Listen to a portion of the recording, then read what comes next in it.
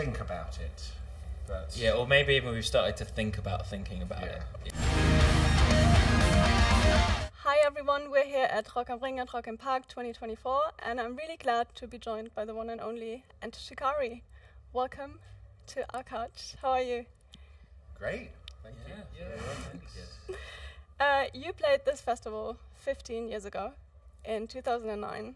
Do you remember anything about that set or that date? I'm glad you just told us when, because we were trying to remember when it was this morning. We've played this festival quite a few times now, so 2009 was the first time. Wow. Do you remember anything, or is it completely lost on you? Was that the main stage? I suppose so, I don't know. I was really young. Yeah. We haven't done main stage in ages. Yeah. Yeah, I just remember thinking, fuck, this is a big stage. Yeah. This is like proper. And you're still here 15 years later. How does that make you feel to still be around playing these big stages? I don't know. I haven't really thought about it. You have some time now, so let's move on a bit. So last summer your current album, A Kiss for the Whole World, was just out. Now it's had a year to blossom. How does it feel to now bring this to the festival stages a year later, and how has the reception been over the last year generally?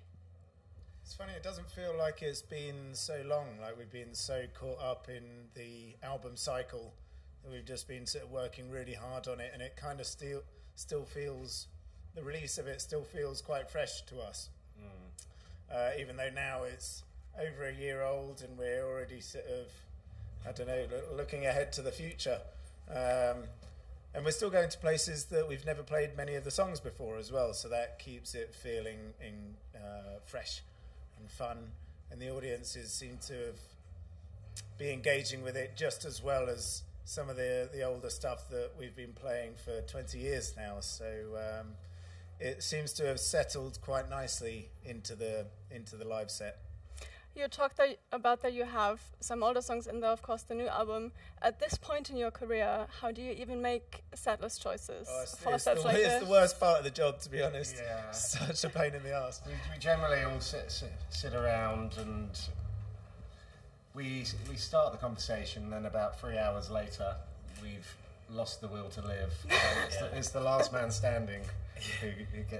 It's a conversation that starts and then gets abandoned, and then a few days later starts again and then gets abandoned, and eventually we get there, but it's hard. Sorry, Chris. You go ahead. Thank you. I was going to say it's different for us every time because we never play the songs in the same structure, or we're always changing things. So it's quite a deep process for us. It can be difficult over the festival season because every set is a different length. So if we got like 40 minutes or 50 minutes or an hour and 15, and so basically we sort of create one long set, the longest that we're going to have it, and then decide which ones we're not playing, but then deciding which ones to take out of the longest set can be really difficult, and I often go, shotgun, not me deciding. You guys deal with that, just tell me what songs I'm playing, I'll and then of course with this album you've been having a huge production on the road, and you've been playing arenas. Who takes charge on this production level? Where do your ideas come from? We kind of all still do it, most of it really. Still very DIY in that sense. Yeah. Right. We just love having the control over it. When you get to that stage, you can it becomes a whole theatrical performance, and there's so much more you can bring, and you can be more creative than just playing the music. I mean, the reason Rory isn't here now is because he's doing visuals for the show today, so he's changing some stuff. So we're all very much very hands-on.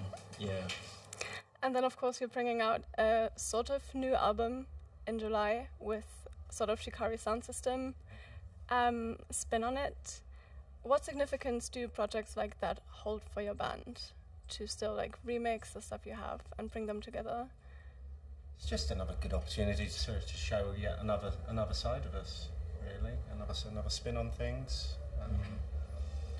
Yeah, the remixes are, we dropped the Goldfish remix live first of all, and it kicked off. It was such an incredible atmosphere and reaction. So yeah, it's just nice. Like we don't get bored, but we get like fidgety really easy. So like, you know, we're always adapting songs and changing them and remixing them. So it's part of the identity of this band. So it's nice to be able to actually release them as well, not just have it as live. Would you ever consider bringing a full sort of remix sound system show on the road? Only that? Go crazy? We did a live Shikari sound system thing. It was a lot of work. It was really fun. Yeah, I don't know. I mean, I guess we just like got to figure out what our priorities are, whether we should be writing, you know, music or what we should be doing. But it feels at the moment we need to start focusing on writing again. Yes, that's actually what I want to talk about next. So you've had this monumental album, first #1 album in the UK. Congratulations, by the way, on that. How do you move forward from that? What's next for Enter Shikari? You can't be second #1. You album. can't get any better than that. Or we could get #1 in Germany as well. That'd be nice. I mean, yeah, Not there's just still the other UK. countries. But are you already thinking about the next album? Is that what's happening? We have started to think about it. But Yeah, or maybe even we've started to think about thinking about it. Yeah. So there's no songs that are already written, sort of lying around somewhere waiting to be released? Oh, there always is. Yeah, the vault, the chest, the arsenal is very full. And every time we go back and listen to stuff, we get really excited and we're like, okay, we need to stop touring and write again. The last album has been, like, in reviews and all over, has been coined very quintessentially Enter Shikari from the sound. What do you think the Shikari sound in the next few years is going to bring with everything that you've done in the past, but also moving forward? I mean, we don't know, just as everyone else doesn't know. Yeah, it's a very instinctual process. The only rules we've ever written by is the music needs to be dynamic and it needs to be passionate, and that's it. As long as we tick those boxes, I think we'll be happy and it will be genuine and honest. Sounds amazing. I think that's about it for Interview Round.